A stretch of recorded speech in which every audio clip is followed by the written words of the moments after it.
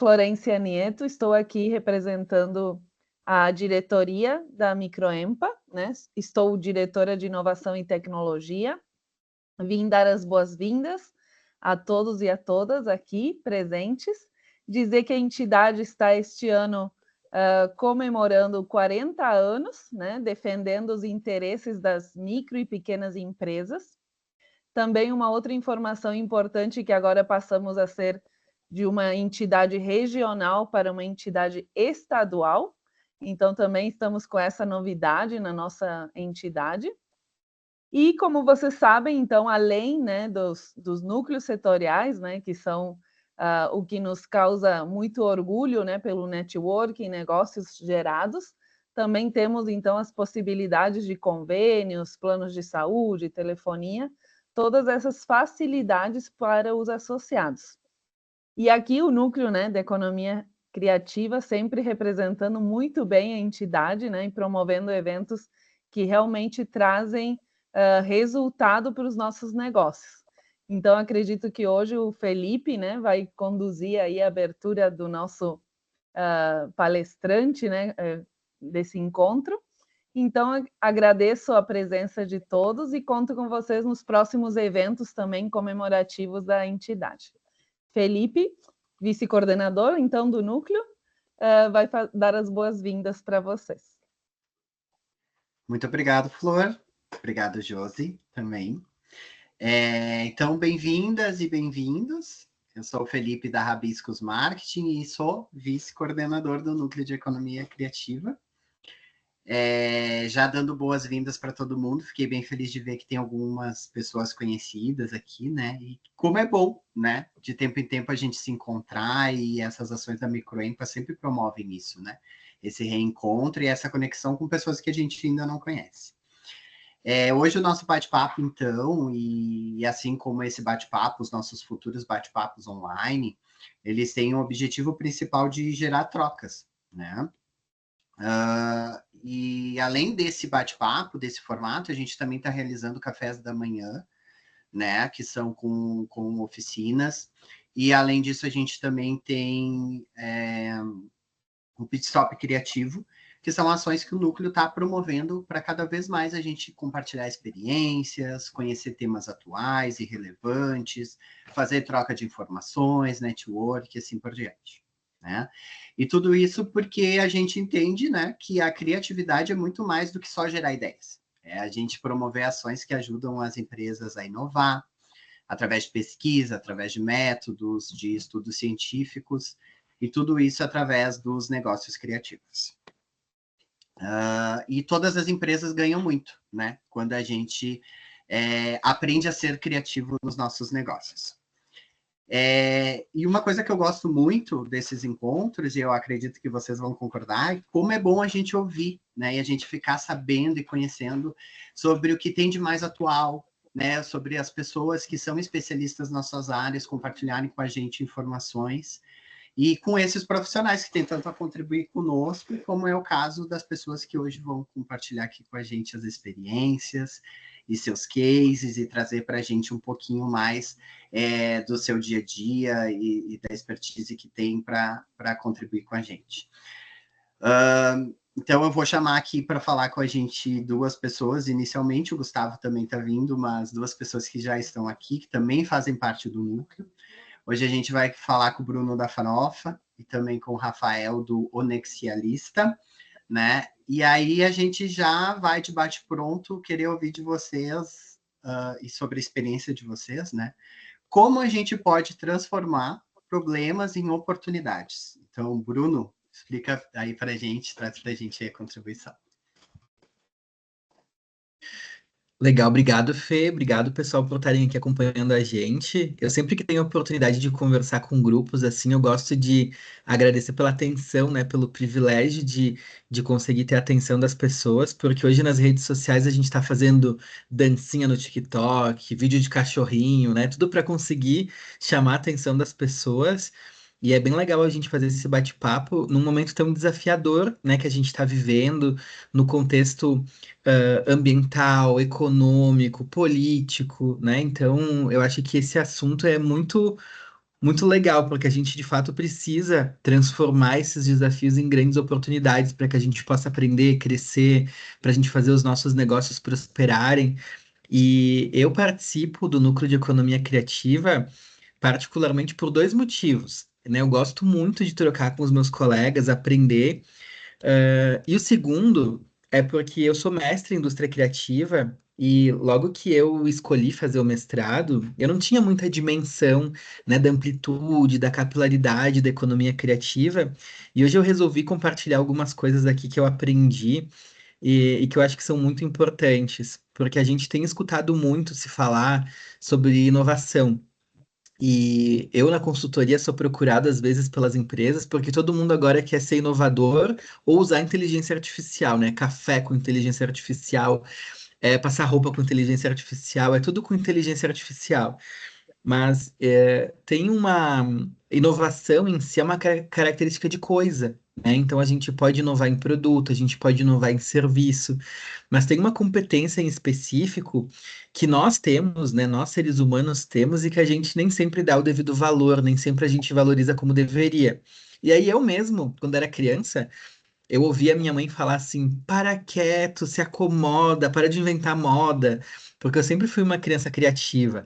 E eu acho que é legal compartilhar e a gente refletir um pouco sobre isso, porque a gente nunca é elogiado por ter ideias diferentes, por brincar com uma caixa de papelão, né? E é uma característica que hoje eu sou chamado nas empresas para ajudar a desenvolver. Então hoje eu tenho que ir para as empresas dizer: inventa moda, Flor. Né? Seja criativa, Josi. Brinca com a caixa de papelão, Rafael. Que é o que a gente tem, né? Então, a primeira coisa que eu gostaria de dividir com vocês é que nós precisamos valorizar a criatividade enquanto competência, porque muitas pessoas associam a criatividade à arte, à música, a coisas coloridas, e isso não é criatividade.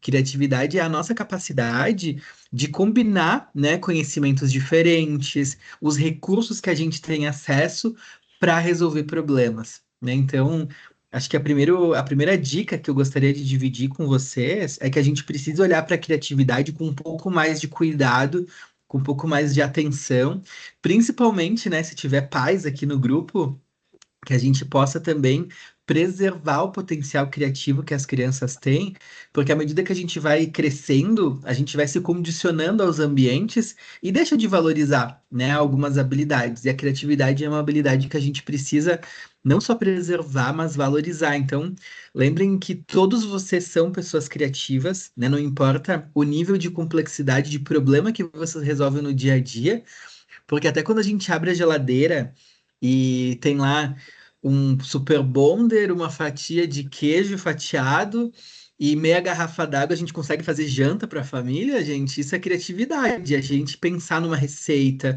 é a gente resolver uma mudança de agenda que acontece no nosso dia, né? Tudo isso é o exercício da criatividade. E eu pensei em dar algumas dicas de como a gente pode também incentivar a criatividade dentro do nosso dia a dia. Como empreendedores, a gente precisa ser muito criativo para fazer as coisas acontecerem, nem sempre com o orçamento adequado, mas principalmente com a equipe, né? Porque nós, infelizmente, não somos estimulados, né? A gente fala muito que o brasileiro tem, né, esse instinto criativo, o jeitinho brasileiro mais associado às gambiarras, né? Mas a gente pode sim incentivar a criatividade no nosso dia a dia. E eu pensei em dividir aqui algumas dicas que a gente pode viver, né, no nosso dia a dia e que a gente também pode estimular as pessoas. E são dicas muito simples, porque eu gosto na Farofa de trabalhar com coisas que sejam bem aplicáveis, né, à nossa realidade. Então, desde a escolha, né, do restaurante que a gente vai, o caminho que a gente faz no nosso dia a dia, a gente pode estar estimulando mais a nossa criatividade. Se a gente faz o mesmo caminho, né, de casa para o trabalho, de casa para a escola, de casa para a faculdade, a gente também condiciona o nosso olhar para olhar as mesmas coisas no dia a dia, né? Então, olha uma dica diferente, né? Não seguir apenas o caminho que o Waze nos dá, né? A gente poder se aventurar por novos caminhos, a gente conhecer novas estradas, a gente ver o que está acontecendo num bairro que a gente não costuma passar. Mudar a nossa rotina é uma forma de estimular a nossa criatividade. Quando a gente faz mudanças, né, na nossa rotina, no nosso comportamento, a gente também abre espaço para conhecer pessoas diferentes. E aí é uma contribuição que eu vejo que a Microempa também nos faz, né? Quando a gente tem os eventos, quando a gente promove essas oportunidades de encontro online, ou nos encontros de negócio, ou em palestras, né? Que a gente também exercite a nossa habilidade de conhecer pessoas diferentes das bolhas que a gente costuma se relacionar. Se a gente encontra, né, sempre com os mesmos amigos, fala sobre os mesmos assuntos, seja o futebol, seja a novela, não importa qual assunto, né? Quando a gente conhece pessoas diferentes, a gente também tem uma abertura para ouvir um pouco mais as histórias das pessoas, para conhecer um pouco novas histórias que podem enriquecer o nosso repertório. Então vejam como são dicas simples que a gente pode adotar no nosso dia a dia para ampliar repertório.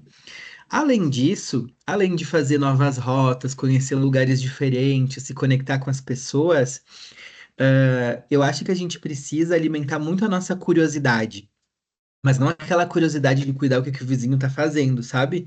A curiosidade de ouvir uma sigla diferente, um termo diferente e usar a tecnologia a nosso favor, né? A gente poder fazer pesquisa, entender alguns conceitos, porque hoje a gente está muito conectado com alguns conceitos que são mais superficiais, com um conhecimento que é muito superficial e muito rápido.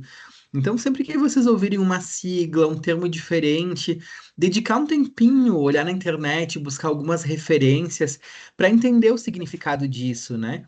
Tem algumas palavras que de tempos em tempos elas entram na moda, assim, né? Então, quando a gente está falando agora muito sobre ESG, transformação digital, por trás dessas palavras tem muitas oportunidades para nós que somos micro e pequeno empreendedores também aproveitar na hora de apresentar o nosso produto, na hora de vender o nosso serviço, de a gente de alguma forma se conectar com esses temas.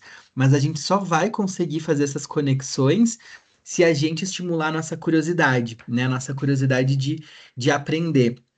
E talvez aprender seja o grande convite que eu vim aqui para fazer para vocês, porque vocês sabem que as coisas estão mudando cada vez mais rápido e eu gosto sempre de dizer que a gente não pode ter medo das mudanças, né? Então, a gente aprendeu a mexer no celular, a gente aprendeu a mexer na air fryer, a gente aprendeu a fazer tantas coisas, a gente vai aprender a utilizar a inteligência artificial, a gente vai aprender a utilizar as novas tecnologias, mas a gente não pode, né, ter medo e abrir mão de aprender sobre as coisas que estão acontecendo agora na nossa realidade.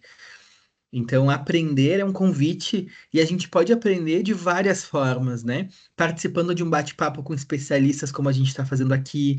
A gente pode aprender ouvindo histórias de quem é jovem há mais tempo e é muito mais experiente, já viveu outras épocas. A gente pode aprender com as crianças, com as perguntas que eles fazem bem sem filtro, né? De por que não, mãe? De onde sai isso aqui? Então, aprender é com certeza um grande convite e que pode nos ajudar, de fato, a ampliar também o nosso repertório e nos tornar mais criativos.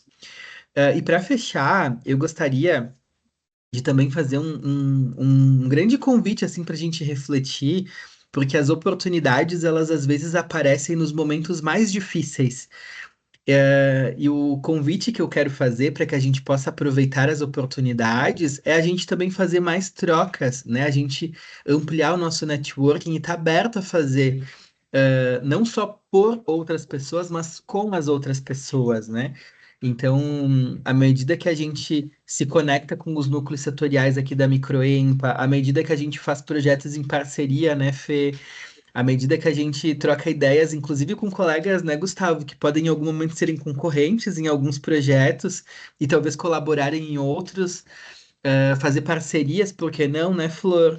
Então, eu acho que esse é um grande convite, que a gente possa viver esse comportamento de um networking mais ativo, né? Isso ajuda a gente a ampliar nossa visão de mercado, trocar informações sobre o que está acontecendo, porque às vezes a gente não consegue sozinhos perceber tudo o que está acontecendo no ambiente, né? Então, a gente poder ampliar nossa rede de networking e trocar com as pessoas o que a gente está vendo, as nossas dificuldades, isso também pode ajudar a gente a sair de algumas situações difíceis e de alguma forma ruins, né? A gente viveu agora recentemente essa situação das enchentes. Então, a gente também precisa trocar com os nossos colegas para talvez colaborar, se enxergar muito mais como parceiros do que concorrentes, para que a gente possa sair desse cenário de dificuldade. Porque a gente pensa, inclusive, melhor quando a gente se sente um pouco mais seguro e um pouco mais confortável, né? Então, nos momentos de maior dificuldade, às vezes a gente vai encontrar estímulo, um ombro amigo, apoio, quando a gente se junta com outras pessoas que estão vivendo, né, coisas parecidas com a gente, ou em segmentos totalmente diferentes, que vão dizer, olha, mas faz isso, olha por esse lado, olha por essa perspectiva. Então, as minhas dicas, assim, né, como especialista, como mestre em indústria criativa, é que a gente precisa, sim, valorizar muito a criatividade, porque é ela quem está gerando valor, porque não vai ser, gente, o dinheiro, a tecnologia que vai fazer as empresas pararem de crescer. Mas é o capital humano, a capacidade de a gente mobilizar as pessoas, encontrar as pessoas certas e dar condição para que elas criem os diferenciais competitivos para os nossos negócios. Então, esse é o meu convite, né? Esse é o meu trabalho na Farofa. E eu deixo o convite aí para que vocês também possam me seguir nas redes sociais, seguir a Farofa e continuar acompanhando o nosso trabalho aqui como núcleo. E aí eu vou passar a bola agora para o Rafa, que é meu colega de núcleo também, para saber o que que ele preparou para dividir com vocês aí. Valeu, Rafa. Valeu, Bruno, valeu, perfeita. Quanta conexão dá para fazer, né, nessa tua fala. Então, gente, boa noite oficialmente, boa noite, galera. Gustavo, vi que chegou aí também. Gustavo, me interrompa, tá? Sim, se tu quiser, a gente complementa aí as falas. Mas basicamente é isso, né, Bruno? A gente falou ali, tu falou algumas coisas que eu gosto muito também de trazer aí como complementaridade, né? Sempre gosto de dizer que criatividade é uma baita ferramenta para resolver problema. Já dá para começar por aí, que a gente já começa a desmistificar essa questão de dom, né? Que alguém nasceu criativo e tal. E se ela é uma caixa de ferramenta, ela pode ser uma caixa de ferramenta. Se é para resolver problema, ela pode ser uma caixa de ferramenta, né? E uma palavra que tu usou ali que eu gosto muito é repertório. A gente entende que repertório, ter mais repertório para ser mais criativo, é quase que como ter mais ferramentas nessa caixa, né? Simples assim. Quanto mais a gente puder abastecer essa caixa de ferramentas, mais a gente vai conseguir ser criativo. E ser criativo para quê, né? Basicamente para resolver problema complexo. A gente gosta muito de dizer quando a gente vai falar de criatividade, e é sempre um privilégio falar sobre isso, né? Que é um tema que a gente, quanto mais a gente falar, mais pessoas talvez se inspirem. Ser criativo está muito vinculado a resolver problemas complexos, né? Existem problemas mais simples, né? Mas a gente, de forma criativa, consegue resolver problemas complexos de forma até mais fáceis, entre aspas, né? Uma coisa que é importante também a gente ter muita clareza, né, e normalizar um pouco é o fato de que a gente vive num mundo que está em constante mudança. Isso não adianta, não tem o que fazer, né? Com tecnologia e tudo que vem surgindo, de um dia para o outro, às vezes, a nossa rotina já muda, né? E se a gente está também num mundo em constante mudança, né, a gente vai enfrentar desafio inesperado. E pode ser desafios que são mais para o lado ruim ou o lado bom, mas são desafios que a gente não está esperando, né? E aí eles podem surgir a qualquer momento. E aí é nesses momentos que a criatividade também vai ser uma baita de uma aliada para a gente poder interpretar esses desafios, entender o problema, mergulhar nele e encontrar soluções que não são óbvias, né? Já que a gente fala de criatividade de nos ajudar na questão das dificuldades, de resolver problemas, resolver de forma não óbvia, né? E eu costumo dizer que quando tu vai se tornando mais criativo, já que é uma habilidade que a gente pode desenvolver, a gente vai começando a gostar mais de problema. E isso acaba sendo uma habilidade, né? Quanto mais a gente gostar de problema, mais fáceis mais fácil a gente vai conseguir lidar com eles também, né? Infelizmente, a gente vem falar sobre problemas e oportunidades nesse momento, né? E que recentemente todo o estado da gente passou, mas aí a gente consegue ver uma luzinha no fim do túnel também, né? Que é a questão de o criativo por si só, eu percebo que ele é mais otimista, ele tende a ser mais otimista, né? Porque ele vai procurar sempre nas questões também que são mais difíceis encontrar um ponto para poder se apegar, e aí é nesses momentos de crise que a criatividade se torna a nossa maior aliada, né? Já que ela não é essa habilidade, ela é essa ferramenta poderosa que nos permite ver os problemas além do óbvio, né? Que a gente tem ali.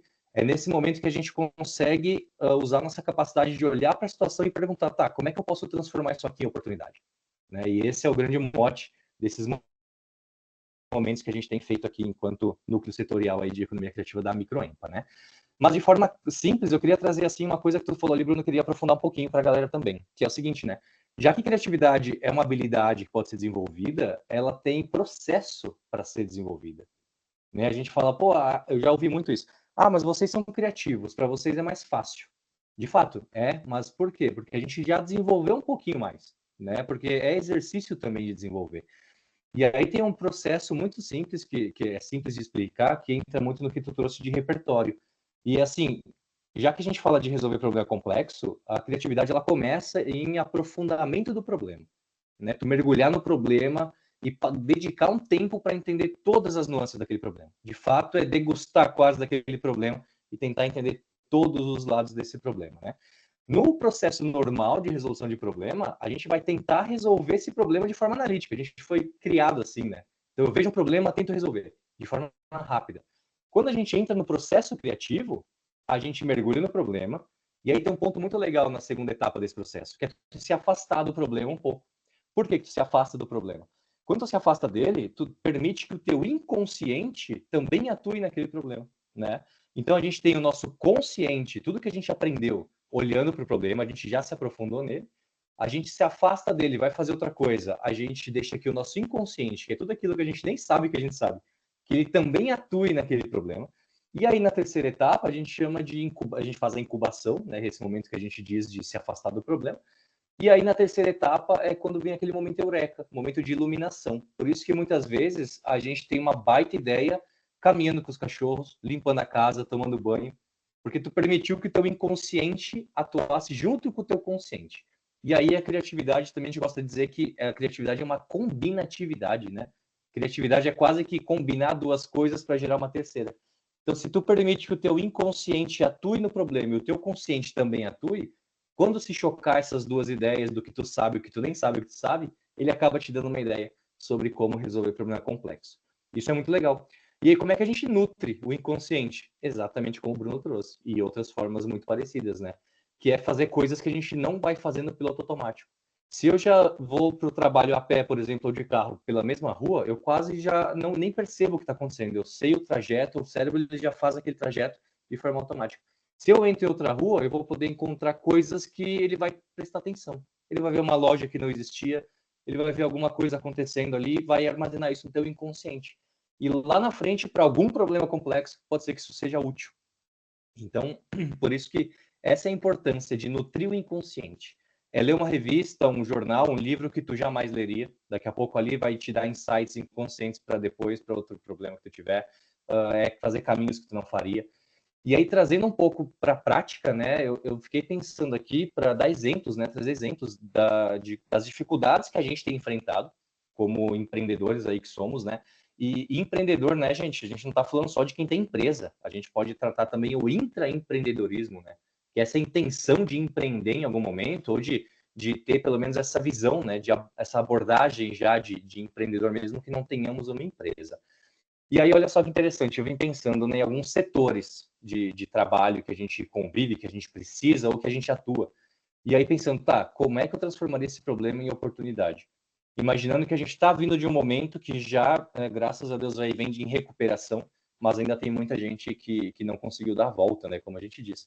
Por exemplo, o setor de alimentação, né, a gente olhando para o pequeno empresário, o pequeno empreendedor, ele pode ter um restaurante, uma lanchonete que está enfrentando dificuldades agora para ter ingrediente fresco, né, por conta das enchentes, enfim, de tudo isso. E aí a gente, de cara, tem um problema. Então, se a gente tem um problema de ter ingredientes frescos para ele poder fazer essa logística de trazer ingredientes e tal, primeira coisa, a gente pode começar a imaginar o que a gente vai fazer com isso. E aí, depois que a gente faz esse processo e analisa o problema, uma ideia, por exemplo, seria trabalhar com um cardápio diferente, né, que permita, que o momento permita, um cardápio de ingredientes sazonais e locais. Olha que interessante, né? Então, em vez de tu servir a mesma coisa que tu já servia um cardápio extenso, tu vai dizer, não, o que tem aqui na minha volta? Né? Que ingredientes tem aqui que eu consigo usar, que estão muito próximos de mim? Tu ajuda a economia local e tu cria um cardápio sazonal. Fica até bonito, né? O marketing vai poder explorar isso aí. E aí tu usa um cardápio sazonal e consegue ter fôlego também, né? Imaginando mais algumas coisas aqui, setor de serviço, vamos trazer, por exemplo, o cabeleireiro, né, que é um setor que também tem a lojinha fixa e ali está trabalhando ali. Vamos dizer que por algum motivo esse setor, um cabeleireiro, um empresário aqui, um empreendedor, ele teve bastante dano na loja dele, né, no estabelecimento dele. Primeira ação da gente como ser humano, né, reclamar, ficar chateado e não conseguir pensar de forma clara. Mas analisando o problema, mergulhando nele, deixando o processo todo acontecer de criatividade, por que não começar a prestar esse mesmo serviço, mas na residência das pessoas que estão ali em volta, né? E aí é uma coisa super simples. Eu consigo levar meus equipamentos, forneço esse serviço, divulgo boca a boca, etc. E aí começo a fazer serviço na casa das pessoas, porque as pessoas vão precisar desse serviço, né? E talvez eu não possa recebê-las, mas eu posso ir até as casas fazer. Então tu vai começando a ter ideias que tu consegue dar a volta enquanto o fôlego não vem, né? E aí a gente vai entrando em vários exemplos desse de desafios que a gente vai enfrentando, né? Porque o mundo está mudando e vai continuar mudando e vai continuar tendo desafios, né? O grande resumo disso, e também já para contribuir, que o Gustavo contribuiu com a gente, que eu queria trazer o resumo esses exemplos, que eu trouxe outros tantos que a gente podia ficar aqui bastante conversando bastante tempo, eles estão muito relacionados à abordagem criativa que a gente vai ter a partir de então. Né? A gente fala muito que problemas vai acontecer, vai dar problema, sempre vai dar algum problema. O fator de sucesso ou de fracasso para aquilo, a gente fala muito que é a partir do problema acontecido, né? Como que a gente vai lidar com ele? E aí, quando a gente vem para essa discussão de ser mais criativo, de nutrir inconsciente e começar a fazer coisas diferentes para resolver problemas complexos de forma diferente, a gente está falando sobre a nossa abordagem criativa, né? Como que a gente pode transformar esse desafio em oportunidade de crescimento e inovação. E aí a grande chave para isso não é fácil, né? A gente está falando, parece fácil, né? Mas é um exercício, como eu disse, é adotar essa mentalidade proativa, né? De estar aberto a novas ideias, buscar soluções diferentes, soluções não que resolvam o problema de forma imediata, né? Mas também vai criando valor a longo prazo. Porque, por exemplo, vocês podem dizer, mas mudar minha rua aqui não vai me ajudar a resolver o problema. Talvez não hoje, mas vai nutrir teu inconsciente. Vai ajudar no teu repertório. É mais uma ferramentinha para tua caixa de ferramentas para resolver o problema. Né? Então, pensando a médio e longo prazo, com certeza já é evidenciado, né, que isso funciona bastante, né? E a criatividade, ela permite que a gente possa ver além das limitações, né? A gente fala que a criatividade também, a necessidade é a mãe da criatividade, né? Porque quando a gente se vê numa situação em que a gente não tem recurso suficiente, a gente acaba sendo criativo. Aí a gente brinca com as gambiarras, né? Que é basicamente isso na essência, né? Então, é a gente também trazer essa ideia para o dia a dia. Eu não preciso que falte o recurso para que eu pense diferente como resolver, né? Isso também é exercício, né? Então, a grande dica que a gente dá também é que da próxima vez que a gente se deparar com um desafio, a gente pode perguntar para nós mesmos, né? Como que a gente vai usar, como que a gente pode usar a criatividade para transformar isso numa oportunidade, né? E aí, quando a gente faz isso, a gente vai superando o obstáculo devagarinho, aos poucos, e vai abrindo caminho para um futuro com certeza mais inovador, né? Tanto nos nossos negócios quanto na vida pessoal. Porque essas coisas funcionam muito para a vida pessoal também, né? Então, o resumo que eu quis trazer para vocês com alguns exemplos em relação a isso, né? E aí passo para o Gustavo e obrigado. Joia, gente. Obrigado aí, Rafa. Obrigado, Bruno, né? Eu sou Gustavo Pazini, sou especialista em inovação da Gênese Inovação. Vou seguir a tradição e pegar o gancho dos meus colegas, né, em relação ao que foi falado, né? O Rafa trouxe umas falas muito importantes em relação a processo, a criatividade, o Bruno também. A criatividade realmente ela é extremamente importante para que a gente comece a visualizar, então, possibilidades, ideias, né, para justamente fazer com que a gente ache uma alternativa para fazer, então, que a gente consiga superar aquela situação de crise, né? Eu acho que, também pegando a fala da inovação, né, a inovação, ela pressupõe essa questão de não só se gerar ideias, mas se concretizar essas ideias. Isso é muito importante, tanto a nível pessoal quanto a nível profissional, né? As empresas precisam da inovação para concretizar todas essas ideias que, eventualmente, a criatividade traz à tona, né? É necessário, então, por exemplo, dentro de uma organização que se construa times multidisciplinares, que tenha a diversidade, né? Vou usar a palavra que o Bruno usou, né? Porque É muito difícil que novas ideias surjam de uma pessoa ou um grupo de pessoas que pense muito parecido, né? A gente precisa da diversidade para fazer com que o novo surja, né? E essas novas formas de abordar esses cenários de crise possam ser superados, às vezes, de uma forma diferente que ninguém pensou, e é o que justamente vai resolver o problema que a crise nos traz, né? E não só entendendo a crise como um problema, a crise pode ser, sim, um gerador de oportunidades, né?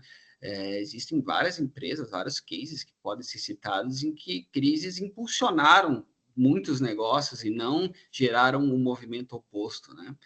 Por exemplo, na pandemia, várias empresas que produziam bebidas alcoólicas passaram a produzir álcool gel, por exemplo, né? De uma forma muito simplificada, né? A gente teve negócios como o Airbnb, em 2008, na crise dos Estados Unidos, né, onde as pessoas estavam com maior carência financeira, né, criaram um modelo de negócio em que elas podiam alugar, por exemplo, parte do seu imóvel, né, que estava ocioso, né, ter uma renda extra e ainda proporcionar a pessoas que tinham dificuldade de acessar a rede hoteleira, que era mais cara, né, devido à crise da época, a ter uma estadia no local que precisassem, e isso, né, incentivou o modelo de negócio do Airbnb, né? Então, foi justamente na crise de 2008. A Netflix é a mesma coisa, né? Esse modelo de streaming que ela trouxe foi muito intensificado, né, e favorecido na pandemia, onde as pessoas ficavam em casa, não podiam sair, né, tinham que ficar em situação de isolamento, né, e essa situação incentivou o modelo de negócio que o Netflix tinha no mercado. Então, nem sempre as crises, elas são, claro, elas têm um contexto que é ruim, mas às vezes elas trazem boas oportunidades para as empresas. A questão é como fazer para enxergar essas oportunidades, né? Então, o processo criativo ele é extremamente importante nisso, né? Entender esse cenário de crise e, dentro desse contexto de crise, como eu posso criar uma oportunidade a partir disso? Como é que eu posso ajudar o meu cliente? Como é que eu posso ajudar o meu negócio a partir de uma oportunidade que a crise possa gerar, né? Por isso que é importante, dentro, por exemplo, de uma organização, que haja processos estruturados, né, no sentido de viabilizar o processo de inovação, que a cultura de inovação também possa ser fortalecida, né? Esse movimento, esse mindset, fazendo com que as pessoas constantemente pensem em novas soluções para problemas existentes, né? Inclusive problemas derivados de crises. Quando isso está num nível de maturidade maior, a empresa passa a fazer isso de forma constante, né? Ela acaba achando novas soluções e conseguindo implementar também essas soluções, né? Fazendo que a crise possa vir a ser uma oportunidade para o seu negócio, né? Então, é muito importante que as empresas entendam esse movimento, entendam a inovação como uma ferramenta constante de gerar diferencial competitivo e oportunidade, fazendo com que a empresa consiga se perpetuar por mais tempo, né? E que, então, se perpetuando, consiga gerar oportunidades de negócio. Acho que o Rafa levantou a mão. Rafa, vai lá. Vou Não, te é dar isso a aí, palavra Gustavo. aí. Não, só complementando, tu falou sobre os times, né, dentro de corporações, e aí eu queria também que tu falasse um pouquinho e a gente trocar essa ideia sobre a importância do erro nesse processo, né? Porque quando a gente está falando de inovação e criatividade, a cultura do erro ela tem que estar muito presente também, né? Normalizar um pouco mais o erro para poder corrigir rápido e já testar de novo, né? Tem muito disso. Com E certeza. eu quero aproveitar e fazer um gancho de uma pergunta para vocês, que era justamente sobre essa questão, assim, quando a gente tem uma empresa que a gente tem um time, como é que a gente sensibiliza esse time nos processos de inovação, né? E ao contrário também, quando a gente precisa, na verdade, convencer as lideranças de que a gente precisa passar por um processo de inovação. Tem como enganchar já aí essa minha pergunta sobre liderança e times, com isso que vocês vão falar? Tem sim. Bom, vou primeiro pegar o questionamento, né? Na verdade, a complementação do Rafa, né? Quanto ao erro, né? O erro, ele faz parte do processo de inovar, né? A empresa que não entende que o erro faz parte do processo de inovação dificilmente consegue inovar. Porque qual que é a diferença entre um modelo ou um produto inovador para um produto ou um modelo que é tradicional? É justamente a dificuldade de enxergar se aquele modelo ou se aquele produto vai ter um mercado esperando por ele ou se aquele mercado vai ter que ser criado. E nesse processo de criação, o erro ele está presente, porque basicamente nos processos, nos modelos, você tem que inserir eventualmente protótipos ou modelos que testem se aquela tua ideia ela tem condições de ser validada naquele mercado que tu está querendo inserir, aquele novo produto ou aquele modelo de negócio. E o teste, ele é justamente entender se vai ser aceito ou não. Se não for aceito, que às vezes é entendido como um erro, né? Qual que é a saída? A saída é aprender, né? Ter uma aprendizagem que a gente chama de validado, ou seja, é um método realmente científico, né? Tu valida a tua aprendizagem com a forma que o teu cliente, por exemplo, utilizou aquele produto que tu quer pôr no mercado, aquele protótipo, faz uma segunda versão do que tu quer oferecer e faz o mesmo processo novamente, né? Até chegar no teu produto final ou no teu serviço final que tu vai oferecer para o mercado. Então, esse processo, esse ciclo de recriação até chegar na versão final, que envolve o processo inovador, o erro está incluso. Então, empresas que têm intolerância ao erro não conseguem fazer esse processo de ciclo, né? E tem uma tendência muito forte a inserir um produto no mercado que não é baseado na visão do cliente, sim baseado na visão interna do que o cliente gostaria, né? E aí, quando esse processo acontece, às vezes muitos recursos de financeiros, pessoas, tempo são investidos para que quando aquele produto seja colocado no mercado, ele vai entender que, na verdade, o mercado nem queria aquilo, né? E aí, então, o segredo não é não errar, e sim errar dentro de um contexto tolerável, dentro de um contexto que você consegue aprender rapidamente, e aí sim levar um produto inovador que tenha uma chance maior do mercado aceitar, já que esse processo de aceitação veio sendo construído ao longo da construção do produto, e não vai se entender isso só ao final, onde o produto vai ser escalado e ser posto no mercado, tá? Então, entender o erro e tolerar é parte do processo inovador. Agora, então, para a pergunta do Felipe, em relação à liderança, né? Em empresas que, geralmente, o processo de inovação, tá, ele é mais facilitado quando ele ocorre, vamos dizer assim, de cima para baixo, da liderança para a base, né? Por que isso acontece? Porque a inovação, ela implica em mudança, né? E mudança não é fácil para ninguém. As pessoas tendem a ter resistências a mudar, porque no processo atual há uma confiança em relação a como as coisas são feitas, há uma segurança, as pessoas se sentem seguras porque elas já vêm fazendo aquilo daquela forma. Então, como fazer elas entenderem que aquela mudança vai trazer um benefício, vai ser melhor do que o processo que hoje elas estão, né? E principalmente as lideranças, né? Quando esse processo vem de base, né, ou seja, de baixo para cima, se a liderança não compra a ideia de mudança, ela tende a barrar esse movimento de mudança já na base, né? Ela não acaba não deixando a operação fazer a mudança, e se a operação não faz a mudança, a inovação não acontece. Agora, quando o exemplo vem de cima, da liderança para a base, ela passa esse exemplo para a base e passa uma mensagem muito direta, dizendo assim: podem mudar os processos, podem pensar em novas soluções, porque nós vamos acolher essas novas soluções. E se vocês errarem, nós vamos estar junto com vocês, né? Então, esse movimento de inovação ocorre de forma muito mais fluida quando a liderança compra a ideia. Agora, é simples de comprar a ideia? Não é simples, né? Existe uma receita de bolo? Não há, tá? Mas existem questões que podem facilitar, né, esse entendimento, tá? Na Gênese, a gente costuma, quando uma empresa... Nós trabalhamos com empresas tradicionais que querem iniciar o processo de inovação, né? Ou que estão com esse processo de inovação em desenvolvimento, mas estão com dificuldades de concretizar os seus produtos novos, os seus serviços novos e colocá-los no mercado a ponto de gerar resultado. Porque inovação, na verdade, ela é uma ferramenta para se gerar resultados estratégicos, né? Ela é uma das ferramentas. Então, se a empresa entende inovação dessa forma, ela consegue usar a inovação para gerar diferencial competitivo, para gerar receita, para gerar redução de custo operacional. Agora, como é que faz esse movimento ganhar credibilidade a ponto da liderança comprar essa ideia, né?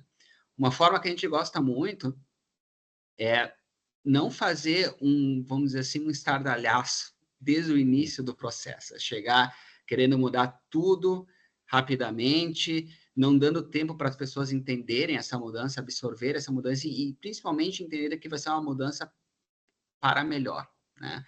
Geralmente, quando esse movimento acontece de forma muito brusca, as empresas têm o que nós chamamos de anticorpos, né? Elas tendem a barrar esse processo, entendendo que esse processo não vai ser benéfico, né? Ou que não há estrutura para implementar, ou que os resultados não se sabe se vai ser bons, então, se não se sabe, talvez a gente barre para ter mais segurança em manter o que a gente hoje vem fazendo, que a gente já tem um histórico de sucesso.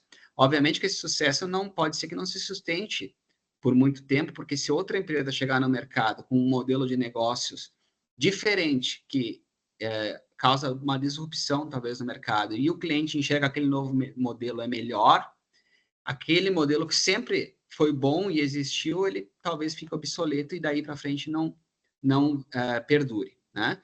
Então, uma forma de se fazer é achar algumas oportunidades de início pontuais, alguns projetos pontuais que estão lá na gaveta, que ninguém coloca a mão naqueles projetos, né?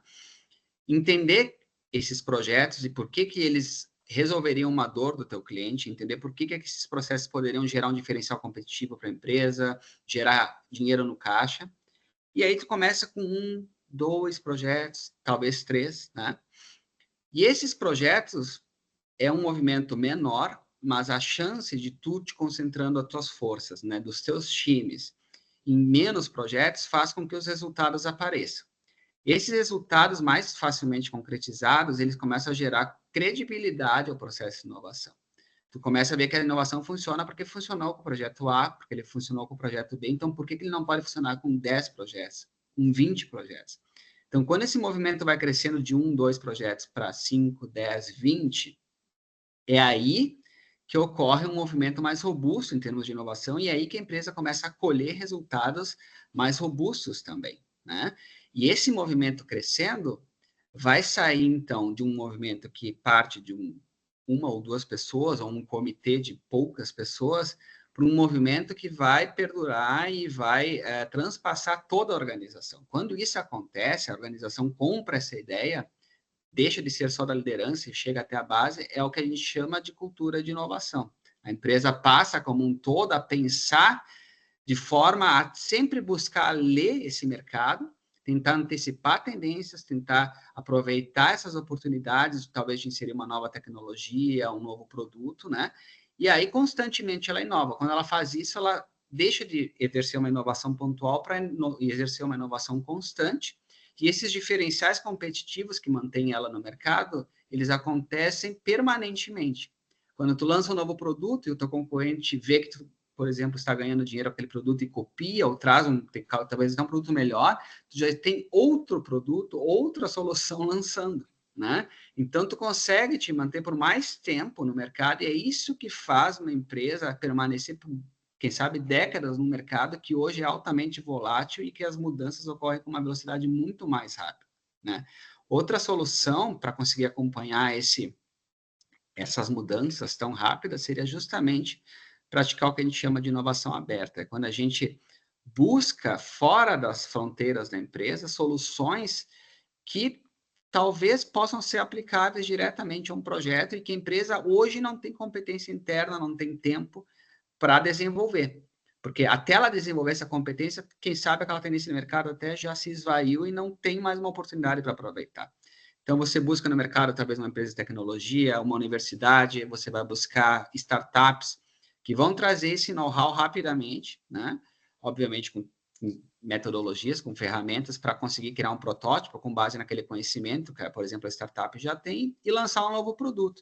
Então, essa questão de parcerias que foi trazida ali pelo Bruno, pelo Rafa, é muito importante, porque a gente saiu de um modelo de negócio onde tudo era feito internamente, em que tudo era feito a 7 chaves, onde ninguém podia saber o que estava fazendo, que era um processo antigo de P&D, mas que atendia a um mercado que não mudava tão rápido, né? Que se havia tempo para passar anos desenvolvendo uma solução, para um mercado que hoje é muito mais veloz e que, eventualmente, esse modelo tradicional que nós tínhamos anteriormente, né, de inovação fechada, vamos dizer assim, onde tudo é feito nas fronteiras da organização, começou a ter dificuldades. E aí, então, que esse modelo aberto veio à tona. Então, hoje não é mais vergonhoso tu trazer uma dor interna da empresa para o mercado e pedir, mercado, me ajudem nessa dor, porque eu sozinho não vou conseguir resolver ou não vou conseguir resolver a tempo. Então, todas essas sistemáticas, essas metodologias fazem com que a empresa consiga responder rapidamente a um cenário de crise, consiga criar ou enxergar oportunidades e, principalmente, consiga concretizar algo a ponto de colocar no mercado e se beneficiar desse movimento, né? Fazendo com que as crises possam vir a ser, sim, uma oportunidade e não só uma fonte de preocupações para a organização. Ô, Tá Gustavo, certo? e outra coisa, né?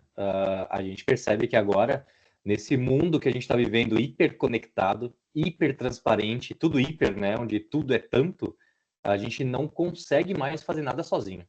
Isso está muito claro. A gente não vai voltar para isso, né? Imagino que cada vez mais a colaboração e as parcerias vão ser mais adequadas, né?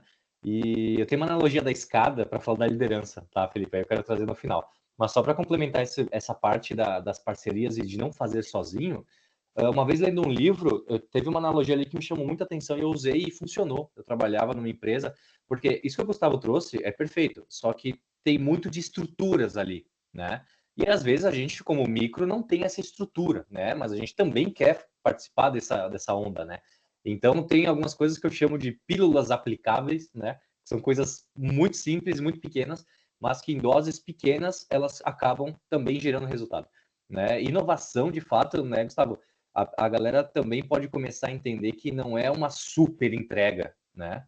A inovação em si só, por si. Não é uma baita entrega super mirabolante tecnológica, mas talvez um conjunto de pequenas entregas que vai mostrando valor ao longo do desenvolvimento, né? E aí, nesse livro, eu tinha uma analogia sobre o poder da colaboração, inclusive em times multidisciplinares, né? E de forma super rápida e sucinta, o autor trazia um quadrado no livro. Esse quadrado era o problema, todos os perímetros de um problema. E ele pedia para a gente fazer um exercício de imaginar a pessoa mais inteligente que a gente conhecesse. E aí colocasse ela dentro desse quadrado, num formato cilíndrico, né, redondo, para entender quanto desse problema ela conseguiria contribuir. E aí se percebe que uma pessoa sozinha não consegue preencher todo o espaço do quadrado, do problema, né? E aí a gente entra um pouco em potencialidades das pessoas, né? Eu posso contribuir muito com o time se for comunicação, criatividade. Se for matemática, a minha bolinha vai ser bem menor, né, para contribuição. Então a gente vai falar de potencialidades. E quando tem um time diverso, esse quadrado ele vai se preenchendo com bolinhas que vão se preenchendo com as referências diferentes dessa galera desse time. E aí tu acaba, assim, conseguindo preencher quase que o problema inteiro, né?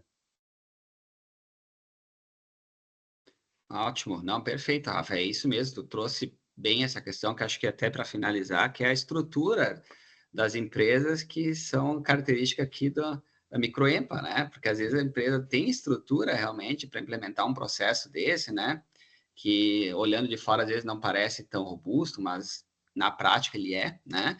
E o quanto a pequena empresa ou a média, ela consegue se desviar dos seus processos internos que já estão consolidados e que já tomam todo o tempo das pessoas para se dedicar a um processo de inovação que sai da sua rotina, né? Sendo uma empresa que existem poucos funcionários, colaboradores, né? Então, realmente, uma saída é justamente essa, é ver pontualmente que oportunidades eu teria para aproveitar. A inovação aberta é outra possibilidade, porque se tu procura parceiros, tu consegue amplificar essa tua força de atuação, de trabalho, né? Outra possibilidade são as próprias consultorias, né? A própria Gênese tem um serviço de terceirização de áreas de inovação. Então, se a empresa não tem uma área interna, né, a gente pode absorver a operação de inovação, né, para que a empresa consiga, então, desdobrar esses projetos de inovação, colocar novos produtos. Aí a gente se aproveita, obviamente, toda a conexão que a gente tem com o ecossistema de inovação e expertise para acelerar esse processo para a empresa, deixando a empresa se concentrar mais no que ela faz bem, né, que é o dia a dia dela, né? E podendo, de igual forma, ela colher esses resultados aí com o tempo, né? E apresentando isso ali para a gestão. Então, existem várias formas de se fazer. A questão é entender, primeiramente, o que se quer com o processo de inovação, que resultados que se quer, para depois entender como é que eu vou implementar um processo, um programa, um projeto que vai me trazer esses resultados aí. Certo? É isso aí. E só para fechar a analogia do líder, o Felipe comentou e tu falou sobre a importância de ser de cima para baixo, né? Quanto isso ganha acelera muito o processo, né? E aí a analogia que nós usávamos na empresa que eu trabalhava era fazer com que a galera imaginasse uma escada suja. Tenta lavar ela de baixo para cima. Até dá, mas não vai ficar bem lavada e tu vai ter muita dificuldade. Agora lava ela de cima para baixo. Olha como o processo ele vai mais fluido, né? E aí com essas analogias e com tudo isso que a gente falou aqui, a gente conseguia trazer valor para que a liderança realmente visse valor nisso e quisesse testar, pelo menos, né? E no teste, a partir daí, ela vai evoluindo até entender que a cultura de inovação é uma coisa que precisa em qualquer corporação, né? Muito bom. Isso aí, guris, muito legal. Eu fiz bastante anotação aqui já desde a fala do Bruno, não só para mim, mas também porque eu entendo que eu posso repassar para frente para muitos conhecidos, para muitas empresas, esse conhecimento que vocês estão trazendo. Muito bacana esse papo, né? Aos nossos convidados, não sei se tem alguma pergunta, de repente, o pessoal que está assistindo, caso queira contribuir com alguma informação, né? A gente deixa aberto. E eu quero aproveitar também, né, Josi, para a gente fazer o convite aí, que ainda esse mês, né, dia 24 de agosto, que vai ser um sábado, a gente vai ter o Pit Stop Criativo também do núcleo da economia criativa, né? E eu vou passar para a Flor dar uma contribuição antes, depois eu passo os recados, né? No finalzinho eu quero fazer o convite aí para vocês, Flor. Não, na verdade era mais uma pergunta. Vamos lá. Daí vamos ver quem pode responder, enfim. Que ferramentas que hoje vocês usam assim para conduzir esses projetos de inovação? Eu também, pela Lint, né, que é a minha empresa, estou conduzindo uma mentoria e eu vejo assim que para os micro e pequenos empresários, muitas vezes a gente tem dificuldade, né, barreiras tecnológicas, né, para executar essas inovações, usar as ferramentas, né? Então, queria, enfim, ver a experiência de vocês com quais são as ferramentas, né? Enfim, ou aplicativos, enfim, que vocês usam para conduzir essas iniciativas de inovação. Posso falar, Rafa? Começar? Vai lá. Então, tá. Bom, para a gestão de projetos, né, a gente utiliza bastante métodos ágeis, né, principalmente o Scrum, que é uma metodologia que foi criada justamente para tentar dar agilidade, né, e entender essa flexibilidade de escopo que um projeto de inovação tem que ter, ou seja, ele absorve essas pivotagens que a gente chama, que são essas mudanças de rota que ocorrem ao longo do caminho, né. Porém, o Scrum, ele foi feito principalmente para desenvolvimento de software, e ele não é adequado, às vezes, para se usar de forma pura para um projeto de inovação, tá? E por que eu digo isso? Porque numa empresa tradicional, por exemplo, os métodos ágeis, eles, às vezes, tu não tem lá um gráfico gigante, um cronograma que vai, porque justamente precisa dessa flexibilidade. Só que se tu apresentar para uma gestão um projeto que tu não tem prazo de entrega, ocorrem resistências, né? Então, é muito comum a gente usar, às vezes, uma metodologia híbrida que pegue uma gestão de projetos tradicional com uma gestão de projetos ágeis para conseguir criar um modelo ideal conforme o que aquela empresa também absorve em relação à modelagem, né, de entrega, né? Ou seja, que ela entende que aquele modelo é adequado. Então, não tem uma receita de bolo, mas é importante conhecer a cultura da empresa para saber qual é a metodologia, a ferramenta que seria mais adequada a se usar para a gestão de projetos, né? E a parte de geração de ideias, ou até vamos dizer, mais a parte de quando eu tenho muitos projetos, né? O que eu escolho, como é que eu faço, né? O que eu priorizo, né? Até porque se tem recursos limitados, né? Eu gosto muito da metodologia de funil de inovação e stage gates, né? Uma metodologia, bem rapidamente, imagine um funil em que entram muitas ideias pela boca do funil, mas lá no final do funil saiam poucos projetos implementados. E por que isso acontece? Porque ao longo do processo, algumas ideias não conseguem atender critérios que a empresa entende como sendo o que viabilizam esses projetos, né? Sei lá, aquela ideia não tem condições de virar um modelo de negócio rentável, não tem condições de pôr um produto de mercado rentável, ou não tem viabilidade técnica para ser executado. Então, aquelas ideias são filtradas, né, com essa metodologia até chegar no final e você ter lá um pool de projetos passíveis de serem implementados, né, e também de serem priorizados, né? Então, são duas ferramentas e técnicas que eu gosto. Geração de ideias, gosto muito do brainstorming simples, também gosto de design thinking, que abordam toda essa questão de gerar ideias e gerar ideias que tenham empatia com quem vai utilizar essa ideia, que geralmente são os clientes, né, ou clientes internos ou clientes externos, né. Então, são metodologias que a gente usa, obviamente, cada uma na sua dose, conforme a cultura e a realidade de cada empresa, mas são ferramentas ali essenciais para fazer com que a gente consiga sair de um processo de geração de ideias para um de implementação. Lean Startup também é outra que me veio à mente agora, que é o focado na prototipagem. Rafa, tu quer complementar? Desculpa, acabei de talvez te Sim. interrompendo aí. Não, perfeito. Isso que é legal da diversidade de ideias, né, Gustavo, galera? Porque, Flor, é o seguinte, eu não sou tão técnico quanto o Gustavo, né? O Gustavo é um especialista em inovação. E eu fui entrando nisso e me adaptando e ajudando as empresas, né? Então, os métodos que eu acabo usando são métodos mais simples, menos técnicos, né? E muito personalizado. Então, eu te diria assim, ó, que no meu caso, e isso que é o legal da criatividade, da inovação, é essa diversidade toda, a gente acaba criando um método para as empresas que a gente atua. A gente tem muita atuação com o Sicredi, não só esse aqui que está aqui na nossa região de Caxias, mas outros, até Minas Gerais e outros lugares. E a gente percebe que, às vezes, as pessoas têm dificuldade de conseguir entender uma metodologia muito específica e técnica, porque leva tempo, né? Como qualquer outra. A gente acaba criando algo mais simples. E aí, ferramentas, a gente usa muito Miro, Post-it, nunca falhe, né? A gente usa muito isso no presencial. E quando é online, a gente usa muito Miro, como uma ferramenta que é super simples, mas ela ajuda muito a tu ter ideias e etc. E agora, a gente costuma terminar os nossos projetos em eventos. A gente entendeu que isso é uma prática muito bacana e acaba a galera estando junto ali também agrega valor. E para os eventos, a gente retomou a boa e velha apostila, só que numa repaginada completa dela. A gente cria, a gente chama de cartilha, e a gente usa a cartilha com frameworks de preenchimento. É assim que a gente nominou aqui dentro, né? E aí a gente direciona o pensar das pessoas para as anotações. Porque a gente percebeu que dá um papel em branco, ela começa a anotar e muitas vezes ela nem sabe o que ela precisa anotar. E aí a gente entende o evento, então vai ter palestra tal, vai ter dinâmica tal, vai ter atividade tal. A gente já cria a cartilha com frameworks bem bonitos de preenchimento e já vai direcionando o que a gente quer que ela anote. Então, no mínimo, a gente garante que ela vai ter um conteúdo muito robusto para levar adiante, né? E a gente tem gamificado também muito isso.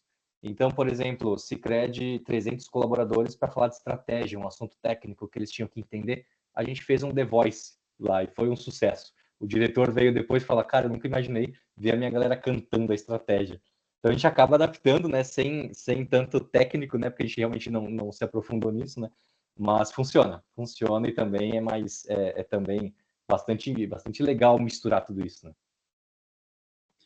Rafa, eu só quero complementar bem rapidinho, porque eu estou vendo o horário aqui, mas a ideia de trazer essas metodologias é justamente não burocratizar, tá? O que acontece, né? As pessoas não estão acostumadas com esses termos. E dificilmente eu falo desses termos quando eu vou abordar com os times. Nós vamos fazer Scrum. Às vezes eu falo.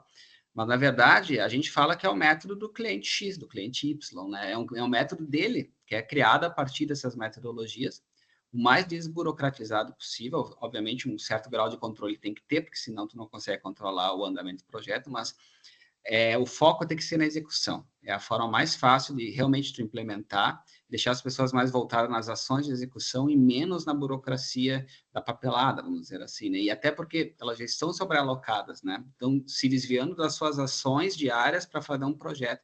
Então, dificilmente elas vão aderir a muita documentação, a muita burocracia, né? E eu acho que só para fechar, uma forma de engajamento, que tu falaste de engajamento, é o reconhecimento, né? Quando o time entrega o projeto, ele tem que ser reconhecido. Pode ser um reconhecimento financeiro, pode ser um reconhecimento de ter um evento interno da empresa que vai dizer, olha, esse pessoal fez isso, entregou isso, nos ajudou nisso, né? Ou os dois, né? Porém, as empresas se utilizam disso, algumas pagam, inclusive, percentuais do faturamento do novo produto que foi posto no mercado. Existe uma série de formas de reconhecer.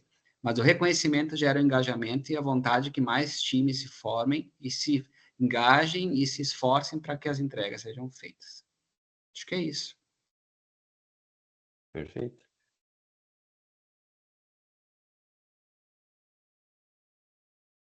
Felipe, tu quer seguir com teus recados finais? Isso aí.